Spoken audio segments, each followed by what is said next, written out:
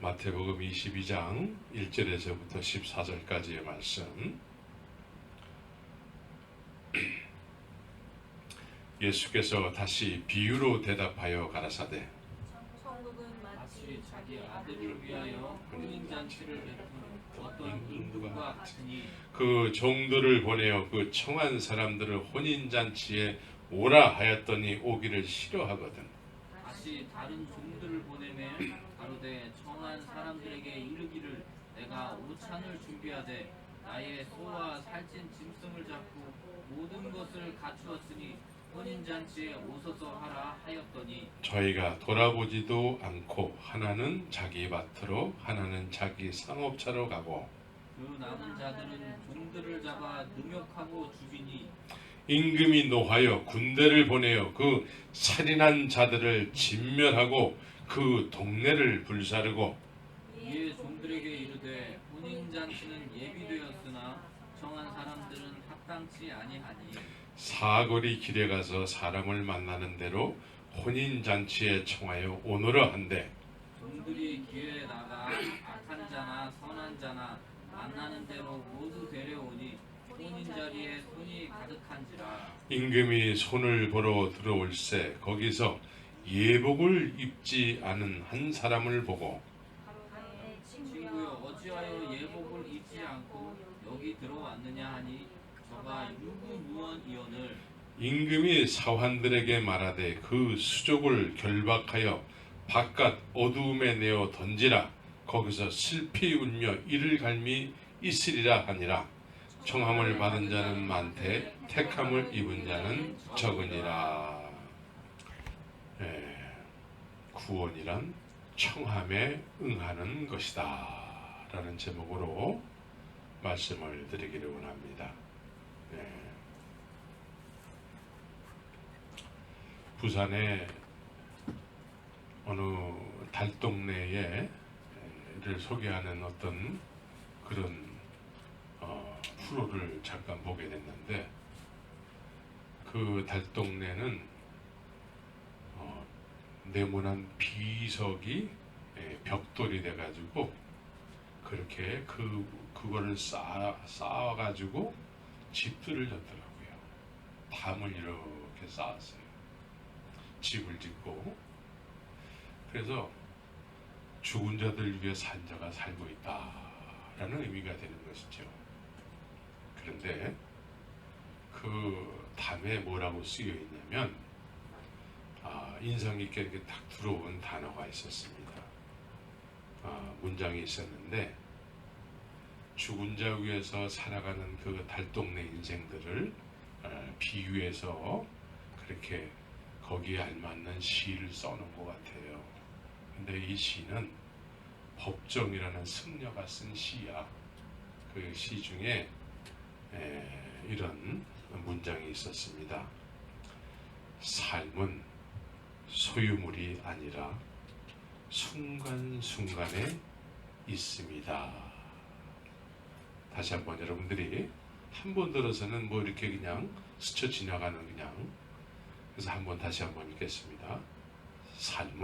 삶이란 소유물이 아니라 순간순간에 있습니다. 순간순간에 있게 되는 것이라는 거예요. 삶이라는 것이. 참 이 머리를 박박 깎고 살아가는 사람들은 어떤 철학적인 어떤 그런 생각들을 많이 기피하기 때문에 사람들이 이렇게 딱 봤을 때는 이렇게 감동스러운 문장의 시들을 많이 쓰게 되는 것 같아요. 그러면서 그 나머지 뒤에 소개되는 것은 이 세상에 영원한 것은 없다라는 거예요. 그런데 이 시 자체는 감동스럽지만 우리에게 영원한 것이 없다라는 의미는 틀린 거야. 우리에게는 영원함이 소유가 돼야 돼요. 영원함은 오직 예수님만이 영원하신 분이에요. 예수님만이 영원에서부터 오셔서 영원까지 계시는 분이시기 때문에 예수님만이 영원하신 분이에요. 이 세상은 영원한 존재가 없지만 예수님만이 영원하신 분이에요. 그러니까 예수님을 우리가 소유하면은 우리가 영원한 존재가 되는 거예요. 그런데 여기서 순간순간에 있습니다. 우리의 인생이 그렇다라는 거예요. 순간순간에 있습니다. 그러면 이 순간, 이 시대에 내가 있다라는 거예요. 이 시대에 내가 있게 됐다라는 거예요. 이 시대에 여러분들이 있게 됐다라는 것이죠.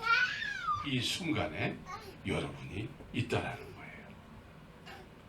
그럼 이 시대의 순간순간 나라는 존재가 세상에 있게 된 것이죠. 그런데 나는 이 시대, 이 순간에 있게 됐지만 하나님은 어떻습니까? 하나님은 안 계신 적이 없는 그런 시대가 없었어요. 시대마다 하나님은 항상 계셨습니다. 특별히 2000년 전부터는 이 세상에 예수님이 항상 계셨어요. 나는 순간순간에 있는 존재지만 예수님은 2000년 전서부터 안 계신 적이 없는 분이세요. 예수님은 안 계신 적이 한 번도 있어 본 적이 없는, 항상 계셨던 분이라는 것이죠. 적어도 내가 세상에 태어나는 순간부터 지금까지 내 삶의 시간은 순간이지만 내 삶의 순간에 예수님은 항상 계셨다라는 거예요.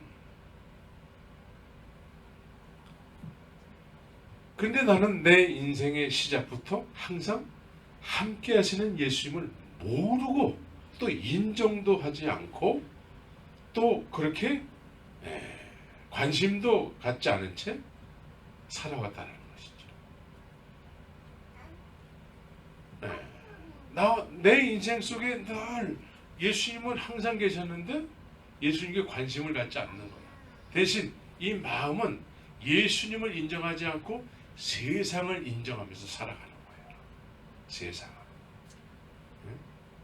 한순간도 세상이 내 마음속에서 없어 본 적이 없는 거예요. 그래서 이 세상의 순간순간에 나라는 존재가 있다라는 것을 세상에 소개하려고 사람들은 얼마나 애를 쓰면서 살아가는지 몰라요.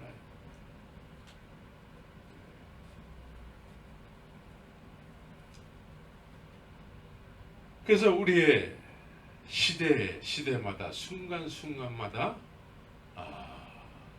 내가 있음, 이것이 삶이라고 한다면 내 삶의 이 순간마다 우리는 소유욕으로 가득 찬 거예요. 소유욕. 그래서 우리는 삶은 소유물이다라고 생각하면서 산다라는 것이죠. 근데 죽을 때가 때쯤 돼서 순간순간마다 우리는 이 세상에 있다가 가는 존재구나, 이렇게 느낀다라는 거예요. 이 세상에 영원한 존재는 없다라는 것이죠. 그러면 이 짧은 이 순간순간에 내가 있다가 가는데 이 시간 속에서 내가 태어날 때부터 죽을 때까지 나와 함께 하셨던, 한 번도 안 계신 적이 없는 그 주님을 만나는 것이 우리 인생의 가장 큰 놀라운 일이 된다는 것이죠.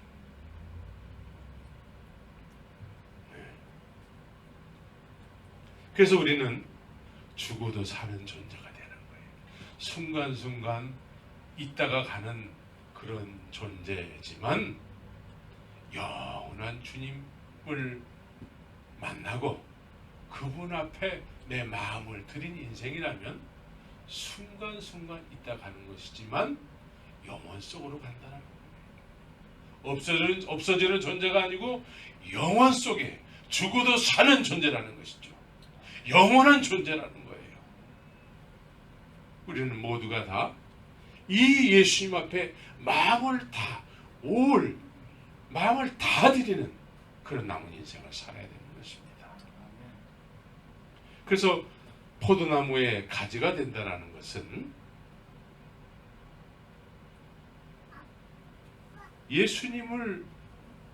예수님께 내가 붙어있는 존재가 되는 거예요. 예수님이 내 인생 속에 한 번도 안 계신 적이 없는데 그 예수님을 내가 만나고 그분에게 마음을 쏟고 그분을 나를 인정해주고 이런 서로 상호간의 유기적인 관계가 됐을 때 이것을 참 포도나무의 가지가 됐다라고 얘기하는 것이죠. 그래서 참 포도나무의 가지가 됐을 때에 열매가 맺히게 된다는 것이죠. 열매가 내가 예수님을 인정하지 않으면은 예수님이 나와 함께 하시는데도 불구하고 내 마음이 세상에 가 있으면은 아무리 입술로 예수를 믿는다 할지라도 내 마음은 세상의 열매를 맺을 수밖에 없는 거예요. 세상의 열매는 뭡니까? 욕심이 잉태돼서 죄를 낳는 거예요. 죄는 사망을 낳는 거예요. 그래서 주님에 의해서 예수님에 의해서 나와 늘 함께 하시고 늘 한 번도 나와 함께 안 하신 적이 없는 그 예수님을 늘 범사에 인정하고 그분을 깊이 생각하고 그분에 의해서 살려고 노력을 하고 기도하고 소통을 할 때에 여기에서 나오는 열매가 생기게 된다는 것이죠. 이 열매가 많이 맺히면 뭐라고 얘기하냐면 성경은 제자다라고 얘기한다는 거예요. 제자. 여러분들은 제자입니까? 네, 제자여야 되는 것입니다. 열매가 맺혀야 되는 것입니다.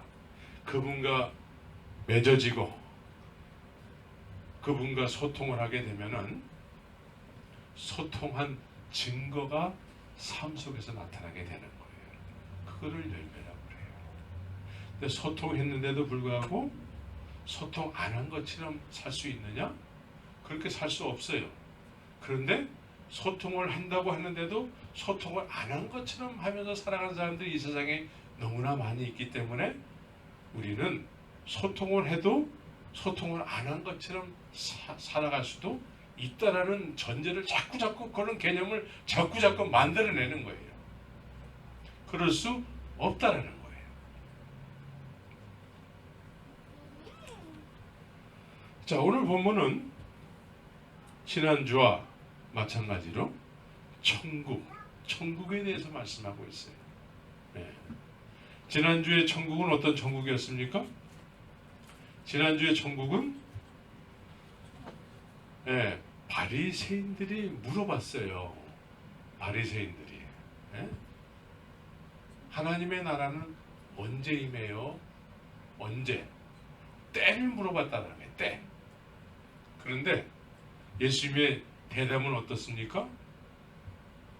때를 이야기하기보다는 때는 어떤 때면은 보이게 임하는 나라가 되겠죠.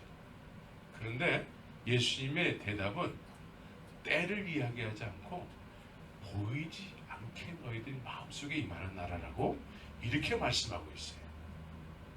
네? 그러니까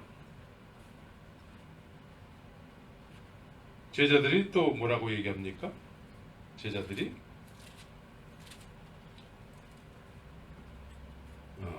예수님께서 제자들에게 또 이르시되 때가 이르리니 바리새인들에게는 때를 이야기하지 않는데 제자들에게는 때를 이야기해요. 때가 이르리니 인자의 날 하루를 보고자 하되 보지 못하리라. 바리새인들은 하나님의 나라의 때를 이야기하는데 제자들에게는 또 그 때를 이야기하면서 그 때를 보지 못한대. 그 보지 못한다는 의미는 뭐예요? 이 때는 어떤 예수님께서 제자들에게 말씀하는 때는 어떤 때입니까? 이때는 심판지로 오시는 때예요. 인자의 날이라고 얘기하고 있는 것이죠. 이 심판의 날에는 하나님의 나라를 소유한 사람들 있잖아요. 마음속에 바리새인들에게 보이는 나라가 아니고 보이지 않는 나라라고 소개한 하나님의 나라를 마음에 소유한 사람들은 인자의 날을 보지 못한대요. 보지 않게 된대요. 그 날을 보게 되는 사람들은 어떤 사람들입니까? 바리새인들이 그런 개념으로 생각했던 사람들은 다 본다라는 거예요. 그 날을 보게 되는 사람은 심판의 날이 된다는 거예요.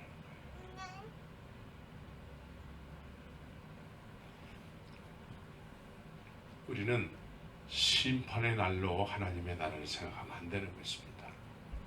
하나님의 나라는 예수님께서 내가 너희를 위해서 처소를 예비한 이후에 내가 다시 와서 너희를 영접할 것이다 라고 얘기하시면서 영접한 이후에는 처소가 마련이 된다는 거예요. 누가 거할 처소? 예수님이 거하시는 처소예요. 예수님이 거하시는 처소. 그 전에는 예수님이 거하실 수가 없어요. 왜? 죄가 해결이 안 됐기 때문에. 기적은, 수많은 기적을 경험했어요. 예? 그런데 예수님께서 십자가에서 죽으시기 전에도 기적은, 수많은 기적을 일으키시고 수많은 기적을 제자들이 경험했어요. 그런데 예수님께서 그들 안에는 거하실 수가 없는 거예요. 또 그 예수님께서 그때에는 또 보이게 육신으로 계셨기 때문에 거하실 수가 없잖아요. 그래서 예수님께서 십자가에서 죽으셔야지만 너희들을 위해서 내가 처소를 예배하러 간다. 이 의미는 내가 너희를 위해서 십자가에서 죽은 이후에는 내가 다시 와서 거처를 너희의 안에 삼겠다는 거예요. 네? 그래서 주님이 우리 안에 거하시게 되면은 우리가 뭐가 돼요? 우리가 성전이 되는 거예요. 성전. 보이는 벽돌로 쌓은 46년 동안에 쌓은 성전이 그게 성전이 아니라 주님이 거하시는 그 제자들이 성전이 되는 것이죠. 그래서 성전된 증거는 뭐예요? 다 자기들 위해서 살지 않아요. 주님의 영광을 위해서. 우리 가운데 자기를 위해서 사는 자가 없고 자기를 위해서 죽는 자도 없도다. 네, 이렇게 성전된 자들의 삶의 모습을 로마서 14장 7절에서부터 9절까지 소개하고 있는 것입니다. 그래서 오늘 천국은 어떤 천국을 말씀합니까?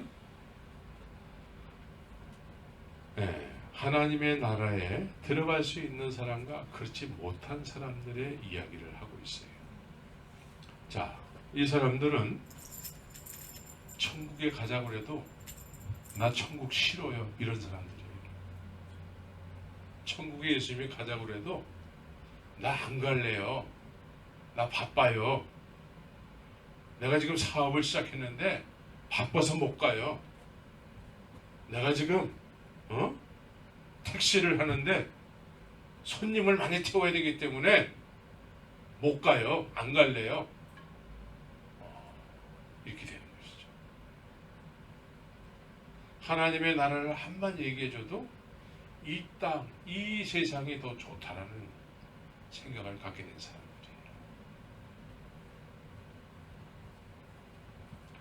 오늘 본문에서는 자기 아들을 위하여 혼인잔치를 베푼 어떤 임금과 같으니 그래요.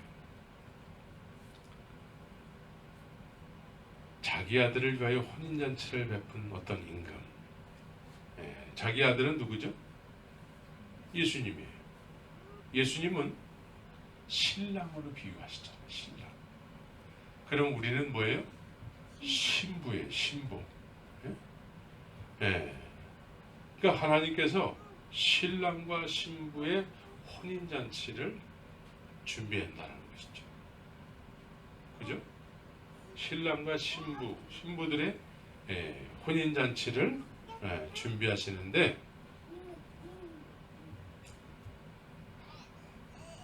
어떤 의미입니까?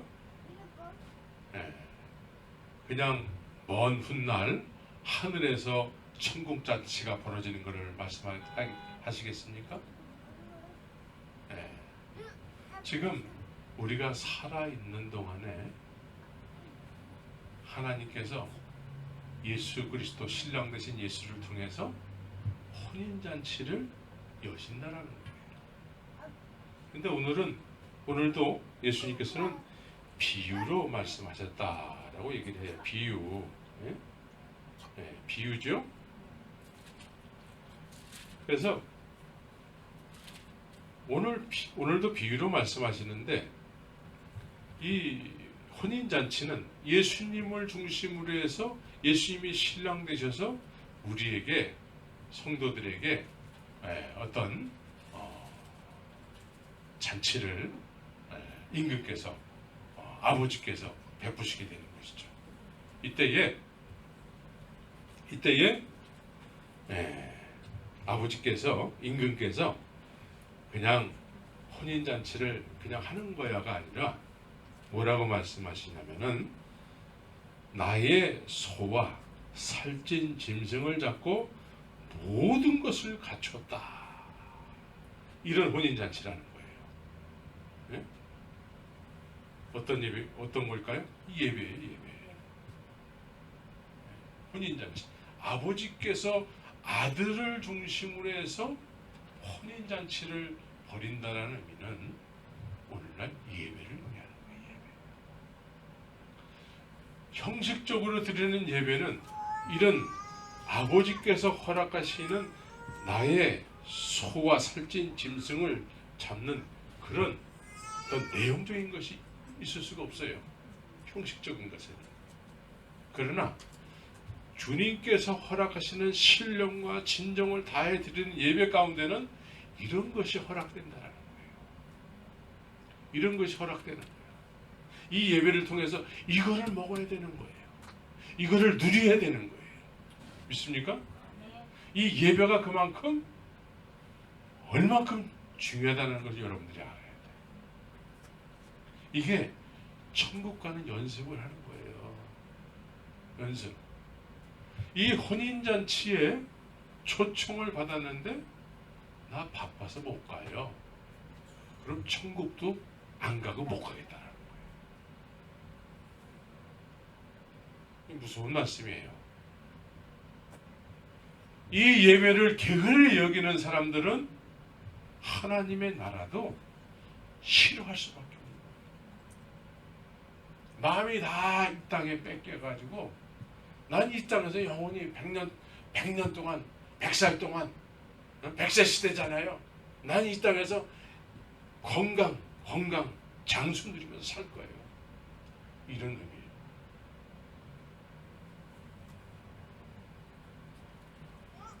그런데 우리는 이 예배를 통해서 임금 대신 아버지께서 준비한 것을 먹을 정도의 그런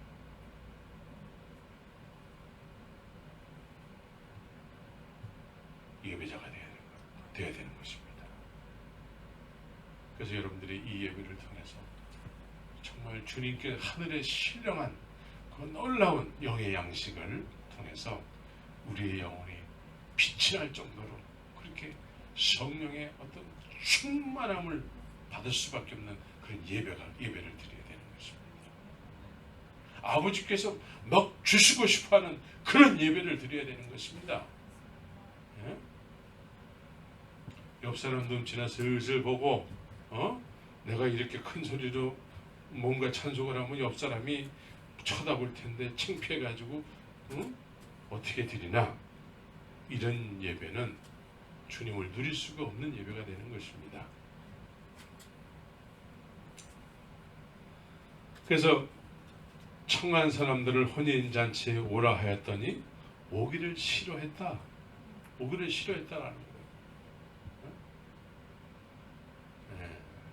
이런 분들은 천국도 가기를 싫어하는 사람들이에요.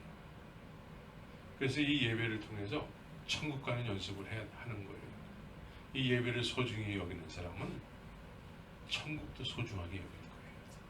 이 예배는 작은 천국이에요. 지금. 믿습니까?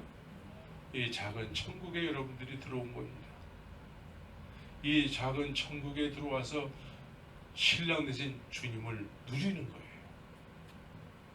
그 신랑 되신 그 주님을 누리는 사람이 신랑 되신 주님이 이끌고 하늘나라를 가게 되는 것이죠. 근데 이거 자체를 싫어하는 사람들은 천국을 싫어하는 사람들이에요. 천국에 대한 개념이 없는 사람들이에요. 나는 하루를 살아도 이 땅이 좋아.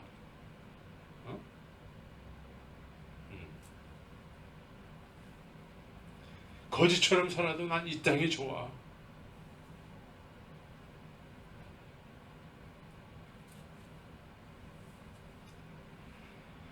이 땅에서 주님으로부터 청함을 받지 않다가 예수님께서 나중에 이 땅에 다시 오실 때 구원해주는 그런 생각들을 많이 하고 있죠. 네? 그냥 적당히 예배당 다니고 그러다가 주님 다시 오시면 그때 나 구원받을 거야. 그건 뭐라고 얘기했죠? 그때 주님께서 심판지로 오실 때 구원받는 건 없는 거예요. 심판지로 오시는 주님을 이 땅에서 보는 사람은 그 사람은 심판받는 사람이에요. 네? 그러나 그 심령 가운데 하나님의 나라를 소유한 사람들은 그 심판을 보지 않고 먼저 구원을 받는 사람들이에요. 먼저 구원을 받아요. 그 말씀이 어디 있을까요? 데살로니가 전서를 한번 봅시다.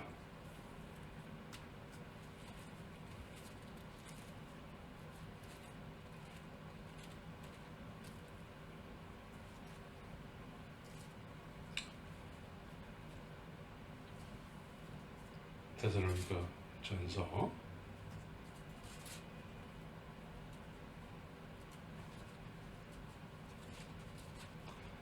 4장 16절 17절을 같이 한번 읽겠습니다. 데살로니가 전서 4장 16절 17절 말씀을 한 목소리로 읽겠습니다. 시작. 주께서 호령과 천사장의 소리와 하나님의 나팔로 친히 하늘로 쫓아 강림하시니 그리스도 안에서 죽은 자들이 먼저 일어나고 그 후에 우리 살아남은 자도 저희와 함께 구름 속에 끌려 공중에서 주를 영접하게 하시니 그리하여 우리가 항상 주와 함께 있으리라. 네? 그러니까 먼저 들림을 받는다라고 얘기하고 있는 것이죠. 그런데 네? 이 땅에서 이 순간을 보게 되는 사람은 심판 자리에 가게 되는 사람들이에요. 그래서 우리가 이 땅에서 주님이 늘 청할 때에 할렐루야 아멘 하고 그 청함에 응함을 받는 사람들이 되어야 돼요. 믿습니까? 에이, 또 해요. 오늘도 또요. 이렇게 지겨워하는 사람들은 주님께서 막 애원하면서 너 제발 그러지 좀 말아라. 너 그러면 안 돼. 제발 그러지 좀. 주님은 그렇게 하지 않으세요. 말씀하시고 그냥 가세요. 또 비유로 말씀하시는 목적이 뭡니까? 저 사람들이 깨달을까 봐 내가 비유로 얘기하는 거야. 우리는 모이기에 힘쓰는 자들이 돼야 돼요. 보이는 예배당이 없을지라도 모이기에 힘쓰는 사람들이 돼야 돼요.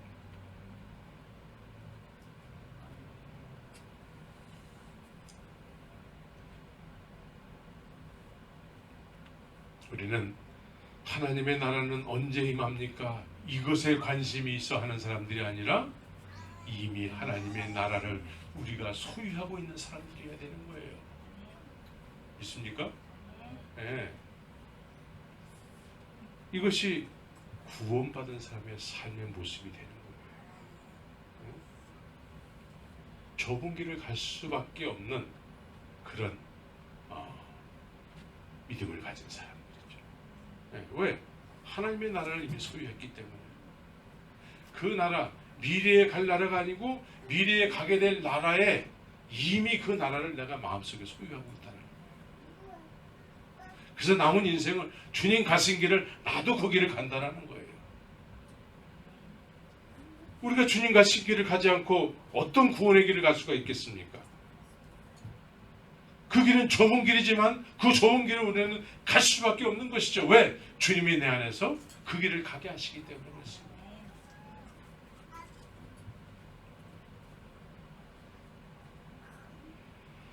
오늘 본문에 청한 사람들이 이렇게 나오죠. 어떤 사람들을 청하실까요?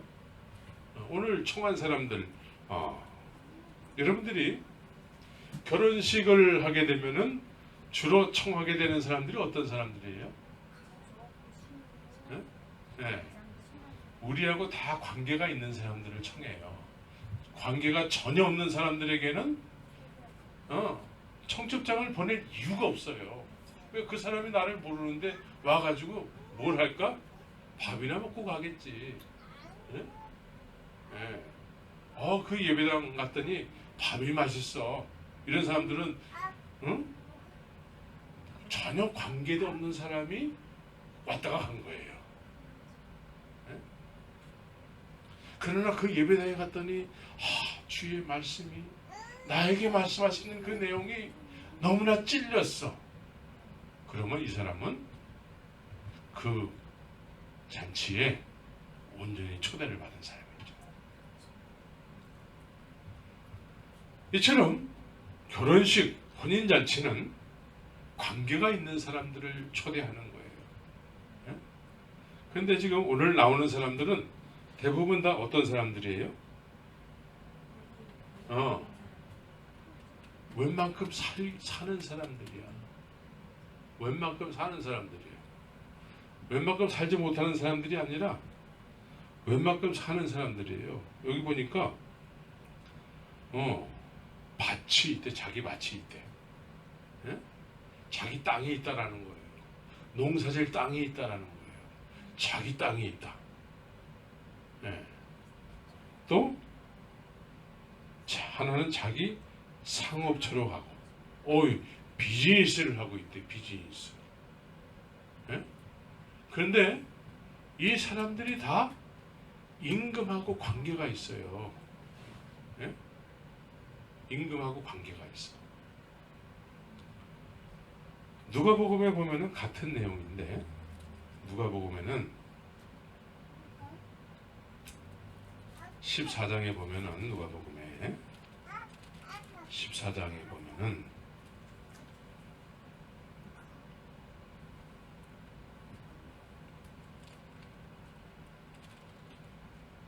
15절서부터 보면은 어떤 사람이 큰 16절에 보니까 어떤 사람이 큰 잔치를 배설하고 많은 사람을 청하였더니 잔치할 시간에 그 청하였던 자들에게 종을 보내어 가로되 오소서 모든 것이 준비되었나이다 하며 다 일치하게 사용하며. 그런데 여기서도 하나는 나는 밭을 샀음에, 또 한 사람은 소를 5겨리를 샀음에, 하나는 또 장관을 들었음에, 다 같은 내용이에요. 그러니까 이 사람들은 보편적으로 그런 삶을 살지 못하다가 이렇게 된 사람들 같아. 누구의 은혜로?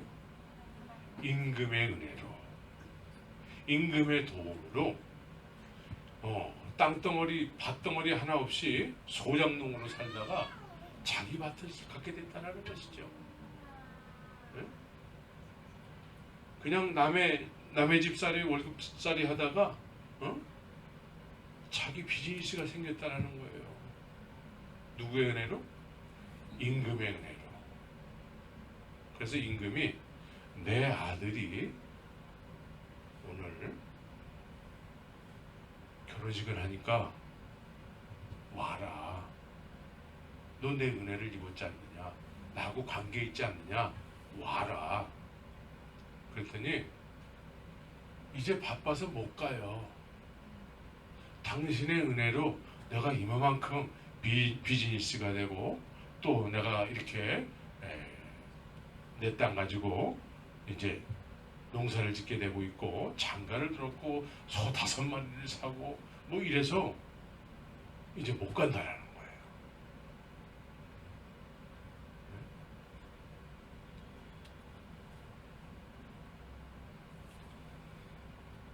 그러니까 주님께서 청한 사람들은 합당치 아니하다라고 얘기하는 거예요. 합당치 않다. 내가 은혜를 베풀어서 이 사람들이 먹고 살 만큼 됐는데 먹고 살 만큼 되다 보니까 이제는 나를 필요로 하지 않는다라는 거예요. 광야의 이스라엘 백성들이 그랬습니다.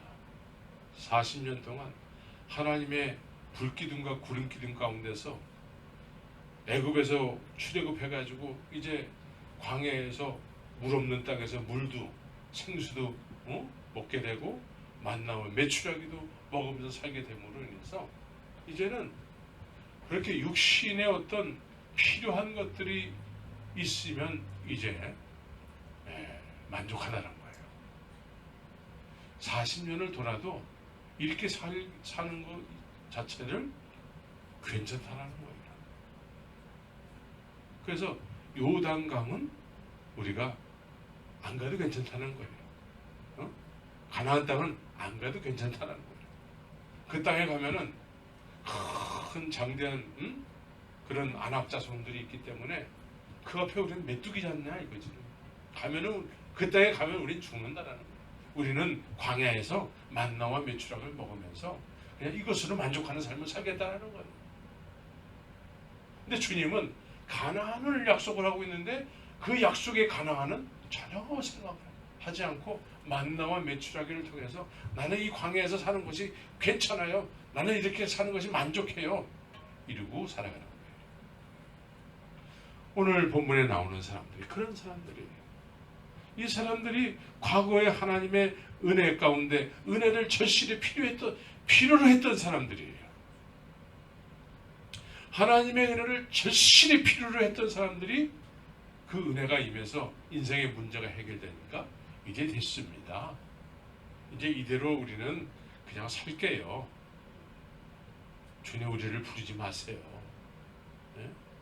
그냥 우리 이렇게 잘 먹고 잘 사는 것이 주님도 좋잖아요. 우리 건드리지 마세요. 이러는 거예요. 네, 여러분들에게 인생의 문제가 지금까지 살아오면서 여러 가지 있었죠? 네? 그때마다 여러분들은 주님 앞에 기도하면서 나는 주님의 은혜가 필요합니다. 이거 해결해 주세요. 그랬죠? 해결된 이후에는 어땠습니까? 해결된 이후에 주님이 원하는 일에 이제 부르신단 말이죠. 날 부르지 마세요. 난 이렇게 사는 것이 그냥 괜찮아요. 이러고 살아가는 거예요. 그러니까 이런 사람들은 주님께서 이런 사람들을 청했는데 합당치 않다라는 거예요. 합당치 않다라는 거예요. 그러면서 또 오늘 이 말씀을 듣는 대상들이 누구예요? 대상들. 예수님께서 말씀하실 때 듣는 대상들이 항상 있어요. 그 대상들이 어떤 사람들이에요? 15절을 보면은 이에 바리새인들이 가서 어떻게 하여 예수로 말의 올무에 걸려서 할까 상론하고 바리새인들이 이 얘기를 듣고 있어요. 바리새인들을 대상으로 예수님이 말씀하는 거예요. 이 바리새인은 어떻습니까? 하나님의 나라는 언제 임합니까? 그때 나는 틀림없이 구원을 받을 거예요. 이 바리새인들은 어떤 존재입니까? 겉으로 드러나는 행위를 중요하게 여기는 사람들이에요. 이 행위로 구원받겠다고 하는 사람들이에요. 보이는 성전 안에서 누가 더 열심히 주님을 섬기는지를 보여주기 경쟁을 하는 사람들이에요. 이 어떤 보여주기 경쟁을 통해서 나의 선한 행위를 통해서 하나님이 나를 구원하실 텐데 그 구원의 날이 하나님의 나라가 언제냐고 물어보는 거예요. 이게 바리새인이에요. 그러나 하나님의 나라는 보이게 임하는 것이 아니라는 거예요. 내가 너희를 위해서 처소를 예비해야지만, 그래서 처소가 예비돼서 내가 그 처소에 거해야지만 그것이 하늘나라라는 거예요. 그것이 하나님의 나라예요. 하나님의 나라가 있는 사람은 없는 것처럼 하면서 살 수 있을까요? 하나님의 나라가 우리 안에 있는데 없는 것처럼 살 수 있을까? 그럴 수 없다라는 거예요. 하나님의 나라가 임하니까 불과 같이 임했습니다. 바람과 같이 임했어요. 이 사람들이 갑자기 안 하던 행동들을 하는 거예요. 안 하던 행동. 갑자기 뛰쳐나가가지고 복음적 방언을 얘기하는 거예요. 복음적 방언. 우리가 기도할 때에 뭐 랄랄랄랄라 하는 그런 방언이 아니라 복음적 방언이에요. 복음적 방언. 그래서 듣는 사람이 다 그것을 복음, 하나님의 말씀으로 듣는 거예요.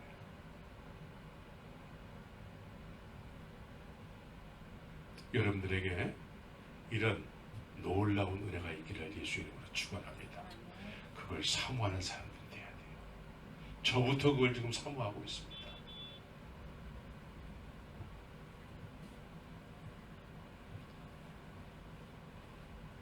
그래서 오늘 주인께서는, 임금께서는 이 청한 사람은 합당치 않기 때문에 이제 길거리에 나가서 사람들을 혼인잔치에 데려와라 이렇게 청했다라는 거예요. 그랬더니 종들이 나가 악한 자나 선한 자나 만나는 대로 모두 데려오니 그래요. 만나는 대로 데려왔다. 그래서 혼인잔치가 가득했어요. 예? 우리에게 이런 혼인잔치가 가득했으면 좋겠습니다. 예? 길거리에서 막 데려왔어요. 예? 뭐 악하건 선하건 우리는 저 사람은 안 될 것 같아. 그게 아니라 그냥 막 데려오는 거야. 막 이야기하면은 그 사람이 가겠다고 막 오는 거야. 안 가겠다고 할 만한 사람 같은데 오는 거야. 예? 이게 권능이야, 권능. 예? 그래서 막 데려오니까 혼인잔치가 거기가 가득했다라는 거야. 가득. 예? 가득하니까 손을 보러 임금이 오시게 됐다는 것이죠. 그런데 여기서 중요한 것이 있습니다. 예복을 입지 않은 한 사람을 보고 그래요. 그럼 다른 사람은 다 예복을 입었다는 얘기잖아요. 예? 다른 사람은 다 예복을 입었는데 한 사람만 예복을 입지 않았대. 이게 무슨 뜻일까요? 예복을 입지 않는 한 사람이 있었대. 다른 사람은 다 예복을 입었어. 예? 그 들어오는 순간에 그 혼인잔치 그 자리에 오는 순간에 다 예복을 다 똑같은 예복을 줬다라는 거죠. 예복. 그런데 한 사람만 그 예복을 입지 않았대. 왜 예복을 입지 않았을까? 어쩌면 거부했을 수도 있어요. 예. 왜 거부했을까? 왜 입지 못했을까? 그것은 자기 옷이 더 화려했기 때문에 그랬을 수 있어요. 자기 옷이 더 화려했기 때문에. 여기서 자기 옷이란 어떤 의미가 있습니까? 자기의 열심으로 섬기는 사람들, 자기의 의가 높은 사람들, 자기의 의로 하나님의 나라에 가겠다고 하는 사람. 응?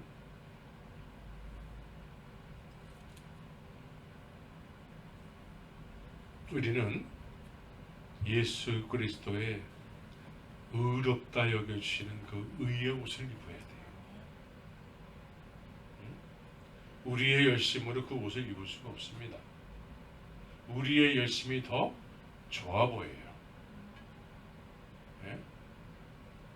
우리의 열심으로 뭔가 이렇게 믿는다고 하잖아요. 그러면 우리가 볼 때는 더 좋아 보여요.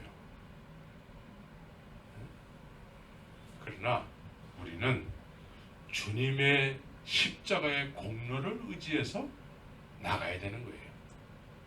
십자가의 공로. 그러나 자기 열심으로 주님을 섬긴다고 하는 사람들, 이것은 우리 수준으로 봤을 땐 더 좋아 보여요. 더 좋아 보인다. 내가 지금 이렇게 열심으로 주님을 섬기고 있는 내 열심이 저 사람보다 더 돋보이게 될 수밖에 없더라. 그래서 자기 옷을 입고 왔다라는 거예요. 이것도 다 비유죠. 자기 옷을 입고 하나님을 섬기는 거예요. 내 열심으로 하나님을 섬기는 거예요. 내 열심으로 하나님을 섬기면은 내가 좀 할 때에는 믿음이 좀 있는 것 같아요. 그러나 내가 좀 바쁘면은, 내가 못하게 되면은 믿음이 떨어지는 것 같아요. 여기서 우리가 충만이라는 단어를 다시 한번 생각해 봤으면 좋겠습니다.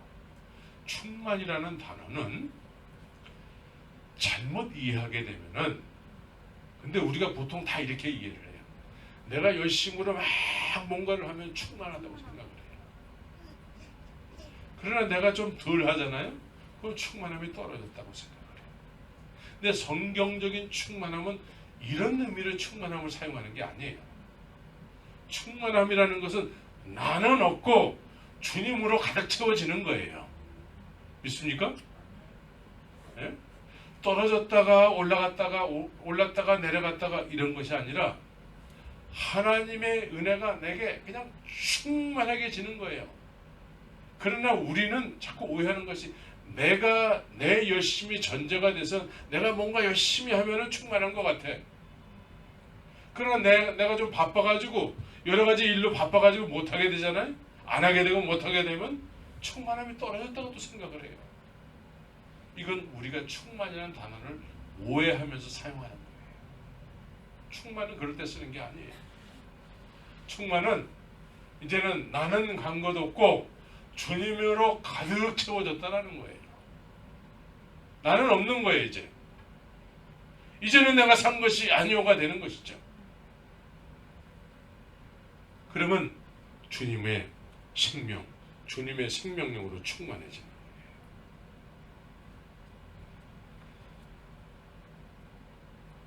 천국의 청함을 받은 사람들은 이미 믿었기 때문에 예배를 소홀히 여기는 사람일 수 있습니다. 예? 오랫동안 나는 예배당을 다녔기 때문에 나는 언제나 하나님의 혼인잔치에 넉넉히 들어갈 거라고 생각을 하는 사람들이에요.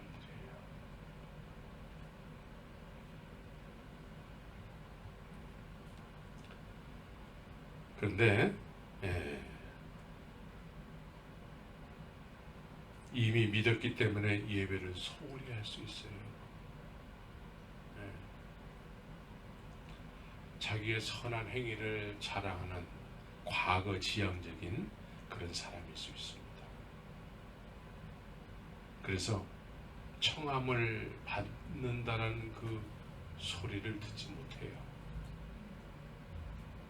그 얘기를 듣지 못하고 이미 나는 다 됐는데 이미 다 됐다라고 생각하는 사람들. 이것이 오늘날 그런 사람들에 의해서 신앙생활을 배우기 때문에 그런 사람만 자꾸 많아지는 거예요. 세상에. 그런 사람만. 왜? 그런 사람으로부터 배웠기 때문에. 예배당만 다니면 그게 다 좁은 길 가는 거고, 예배당만 다니면 다 되는 거고, 예배당만 다니면 다 혼인잔치에 참여한 거고, 예배당만 다니면 다 되는 건데, 이런 사람들한테서 신앙생활을 배우게 되면 똑같이 그런 사람으로 살 수밖에 없는 거예요. 그런데 주님께서 이제 혼인잔치에 참여하기를 청하시게 될 때에 모든 것을 다 내려놓을 수밖에 없는 사람, 주님의 음성에 모든 인생의 가치관을 가지고 있는 사람들, 이런 사람들은 소 5개를 샀을지라도 그거 다 내려놓고 주님 앞에 갈 수밖에 없는 사람들이죠. 왜? 주님 때문에 그렇게 된 거기 때문에. 네? 주님 때문에 그렇게 됐기 때문에 주님이 부르시면은 언제든지 나갈 수 있는 사람들. 네? 뒤를 돌아다보지 않고 주님 앞에 나아갈 수 있는 사람들. 임금이 부르시면은 언제든지 달려갈 수 있는 사람들. 이것이 은혜를 아는 사람들의 모습이죠. 그런데 먹고 살 만큼 됐다고 지금 한국교회가 그렇습니다. 한국교회가 옛날에 새벽정이 울렸네. 네? 그 노래 있잖아요. 새마을 노래. 네? 새 아침이 밝았네. 네? 그러면서 너도 나도 일어나. 네? 하면서 그때는 인사가 아침 먹었느냐 이거야. 네? 그때 당시에는 먹는 게 인생의 전부였어요. 네. 그때 당시에 정금이 한 푸대만 있으면 마음이 그렇게 풍요로울 수가 없어요. 정금이 아십니까? 그때를 아십니까? 정금이도 없어가지고 그냥 아주 힘들게 살았던 때. 그런데 먹고 살 만큼 되다 보니까 요즘 교회에 잘 다니지 않아요. 그때는 교회가 넘쳤어요. 어디서 부흥 집회한다.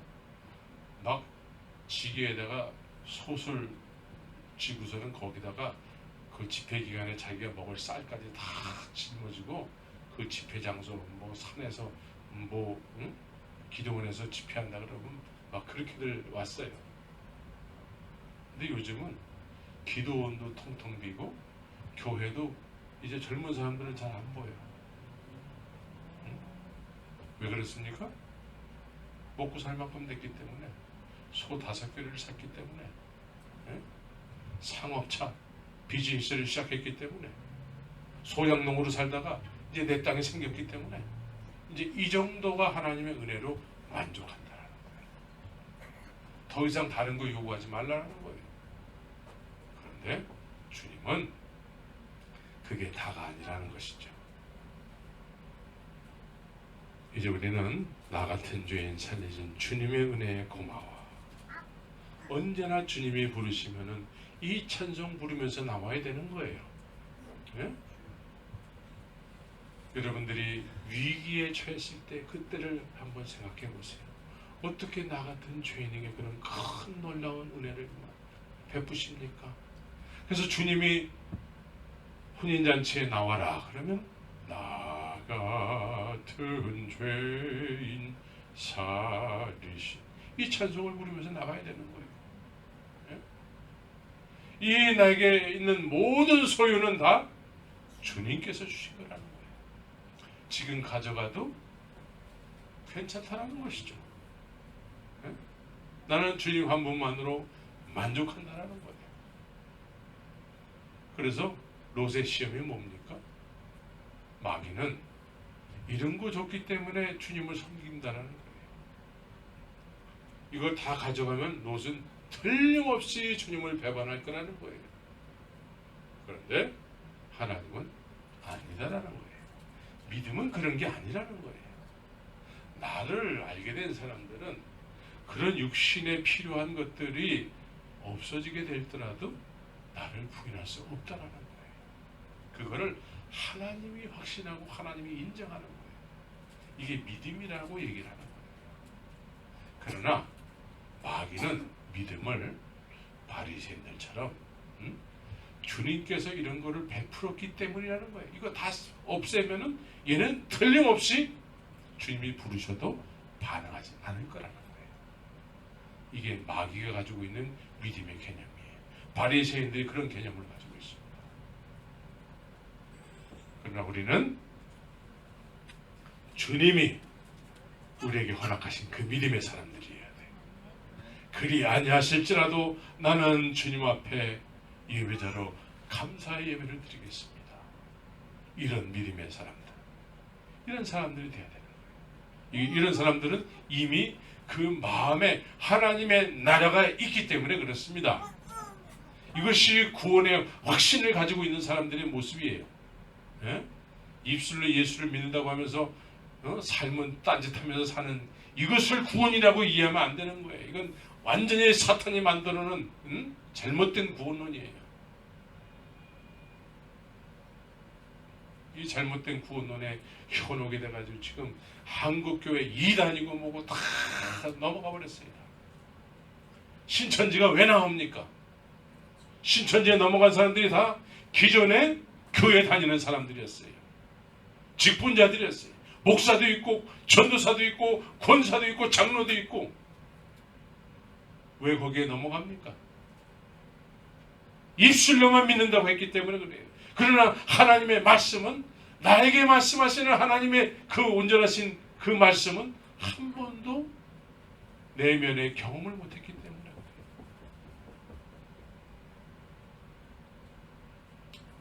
나를 위해서 십자가에서 죽으시고 부활하신 그 예수님을 증언하지 못하는 믿음은 헛것이에요. 헛것. 이 헛것인 믿음을 믿음이라고 생각하면은 마귀가 가지고 있는 믿음이에요. 주님이 부르실 때 나 바빠서 못 가요. 이렇게밖에 할 수가 없다라는 것이죠. 그러나 이미 하나님의 나라가 우리의 마음 가운데 있는 사람은 언제든 주님이 부르실 때에 할렐루야 아멘, 나를 불러주셔서 감사합니다, 내 삶은 이것을 위해서 사는 거예요, 이러면서 주 앞에 나오는 여러분들이 되어야 될 줄 믿습니다.